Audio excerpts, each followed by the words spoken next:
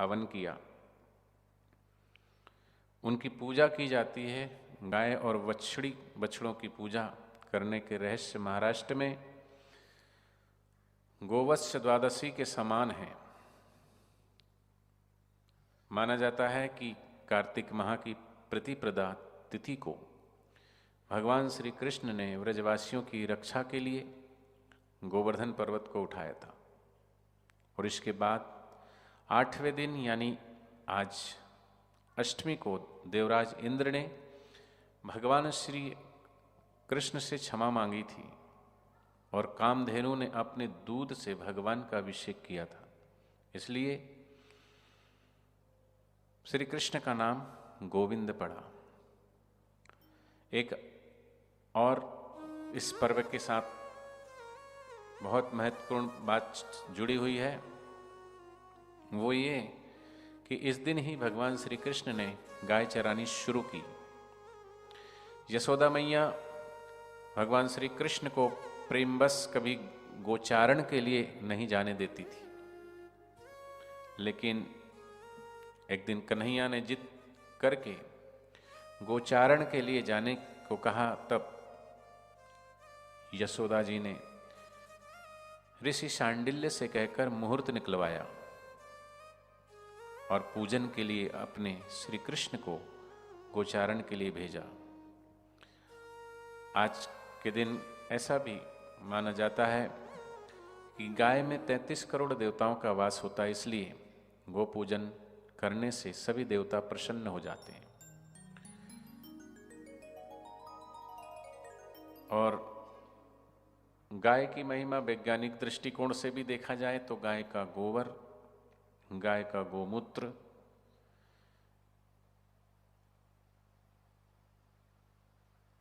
गाय की प्रत्येक चीज, गाय के पास अगर हम बैठें, गाय के मुख से आती हुई श्वास, वो भी ऑक्सीजन, सबसे ज्यादा B12, डॉक्टर के पास जाते हैं 50-55 साल की उम्र में शरीर से जब B12 की कमी घटने लगती है शरीर में, तो व्यक्ति डिप्रेशन का शिकार होता है। कई तरह की शारीरिक समस्याएं शरीर में आने लगती है, नींद कम हो जाती है। तो डॉक्टर के पास जाते हैं तो डॉक्टर B12, वो जो नॉन वेज बापूजी जैसा बताते हैं कि वो स्लाटर हाउस में बछड़ों को और बैलों को मारा जाता है, उसका जो खून और उसका एसेंस निकाल करके और B12 बनाया जाता है। उसकी अपेक्षा कोई अगर गाय का ताजा गोबर का रस निकाल के और छान के पिए तो उसमें इतना B12 की मात्रा होती है, थोड़े दिन पी लें। पूज्य बापूजी के श्रीमुख से हमने ये भी सुना कि अगर ताजा गो झरण लेकर के थोड़ा सा 5 ग्राम, 10 ग्राम, 20 ग्राम, और उसको 4 बार कॉटन का कपड़ा हो, उसको 4 बार तय करके और उसको 8 बार छान लिया जाए और उस झरण को अगर पिया जाए तो शरीर में किसी भी प्रकार की व्याधियां हो वो ठीक होने लगती है। लेकिन हम सुन लेते हैं पर करे कौन, आलस्य होता है। गाय के गोमूत्र में भी स्वर्ण सार माना जाता है, अर्थात सोने का अंश होता है, सार होता है। गाय के मूत्र में, गाय के दूध में भी स्वर्ण सार माना जाता है। और वो गाय कोई जर्सी गाय नहीं होनी चाहिए, देसी गाय हो, देशी नस्ल की गाय हो। भैंस का दूध, जर्सी गाय का दूध, उसको उबालो तो उसमें पीलापन नहीं आएगा, स्वर्णसार नहीं आएगा। साधक सब जानते हैं कि बापूजी बताते हैं कि गाय की रीढ़ की हड्डी में जो होती है वो सूर्य केतु नाड़ी होती है, जो सूर्य की किरणों को शोषित करती है। और वो गाय सूर्य किरणों को शोषित करके दूध के माध्यम से, स्वर्णसार दूध के माध्यम से हम तक पहुंचाती है।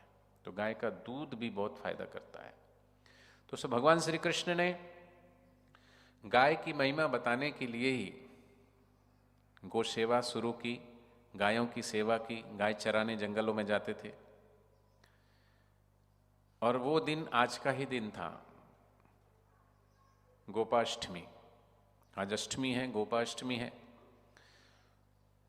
तो सब साधक जानते हैं कि अपने पूज्य बापू जी के मार्गदर्शन में देश भर में सैकड़ों गौशालाएं हैं, हजारों हजारों गायें एक एक गौशालाओं में हैं। यहाँ तो अपने फरीदाबाद में छोटी सी गौशाला है, लेकिन बड़ी बड़ी गौशालाएं जहाँ पर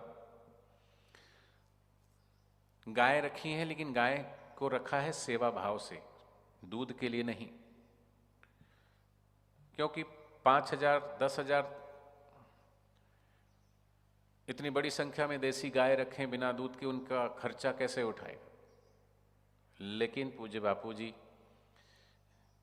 की बताई हुई युक्ति की गाय का मूत्र भी कीमत देता है, गाय का गोबर भी कीमत देता है।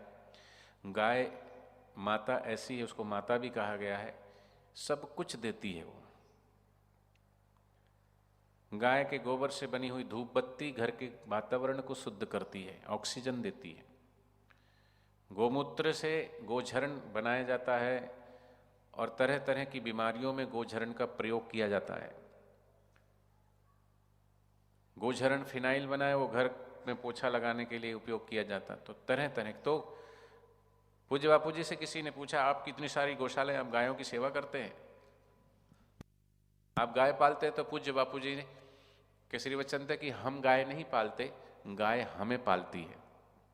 लेकिन आज गाय की महिमा भूल करके लोगों को कुत्ते की महिमा नहीं है, कुत्ते पालना शुरू कर दिए हैं।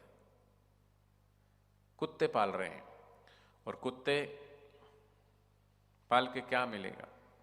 कुत्ता जो है उसको सबसे नीच योनि माना गया है।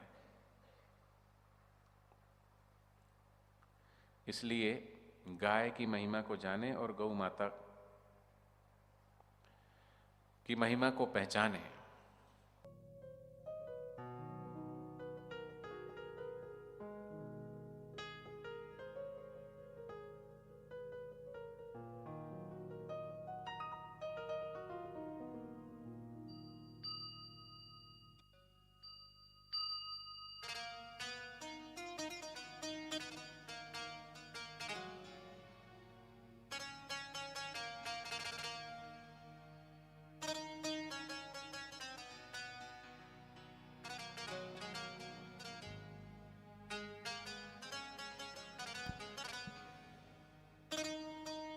आज वैज्ञानिक युग है और वैज्ञानिकों ने भी ये शोध किया है, कई सारे टीवी चैनलों ने शोध किया है कि अमेरिका में तो गाय के पास बैठने के लिए, गाय के पास समय बिताने के लिए पैसे दिए जाते हैं, और यहाँ फ्री में गौशाला में जाकर के सेवा करने का सौभाग्य मिलता है, तो भी हम नहीं कर पाते, क्योंकि गाय की महिमा नहीं पता। गाय के पीठ पर हाथ फेरने से क्या लाभ होता है? गाय के आसपास बैठने मात्र से शरीर की कई सारी व्याधियां दूर होने लगती है। तो गाय की महिमा अनंत है। भौतिकी विभाग के एक प्रोफेसर हैं के.एन. उत्तम, वो कहते हैं कि गाय का गोबर परमाणु विकिरण को कम करता है। गाय के गोबर में अल्फा बीटा और गाय किरणों को अवशोषित करने की क्षमता है। घर के बाहर गोबर लगाने की परंपरा के पीछे यही वैज्ञानिक कारण है। यही गाय के सींगों का आकार पिरामिड की तरह होने के कारणों पर भी शोध करने पर पाया कि गाय के सींग शक्तिशाली एंटीना की तरह काम करते हैं, और इनकी मदद से गाय सभी आकाशीय ऊर्जा को संचित कर लेती है, और वही ऊर्जा हमें गोमूत्र, दूध और गोबर के द्वारा प्राप्त होती है। इसके अलावा गाय की कूबड़ ऊपर की ओर जो उठी हुई शिवलिंग के आकार जैसी होती है, उसमें सूर्य केतु नाड़ी होती है। यह सूर्य की किरणों से निकलने वाली ऊर्जा को सोखती है, जिससे गाय के शरीर में स्वर्ण उत्पन्न होता है, जो सीधे गाय के दूध और गोमूत्र से हमें मिलता है। इसलिए गाय का दूध हल्का पीला होता है, और यह पीलापन कैरोटीन तत्व के कारण होता है, जिससे कैंसर और अन्य बीमारियों से बचा जा सकता है।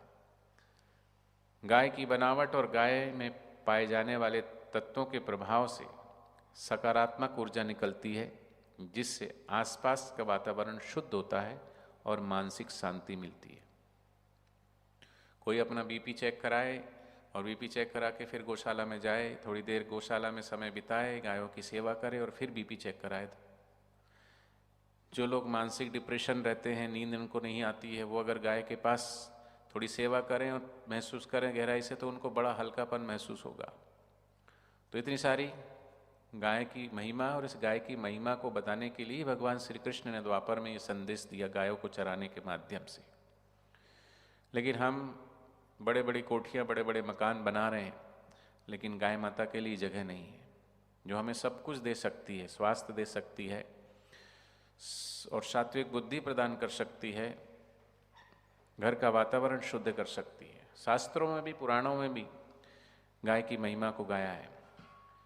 भविष्य पुराण के अनुसार गाय को माता यानी लक्ष्मी का स्वरूप माना गया है। गोमाता के पुष्ट देश में ब्रह्मा का वास है, गले में विष्णु का और मुख में रुद्र का, मध्य में समस्त देवताओं और रोमकूपों में महर्षिगण, पूंछ में अनंतनाग, खुरों में समस्त पर्वत और गोमूत्र में गंगा जी नदियाँ, और गोमय में अर्थात जो गोबर होता है उसमें लक्ष्मी, और नेत्रों में सूर्य चंद्र विराजित है।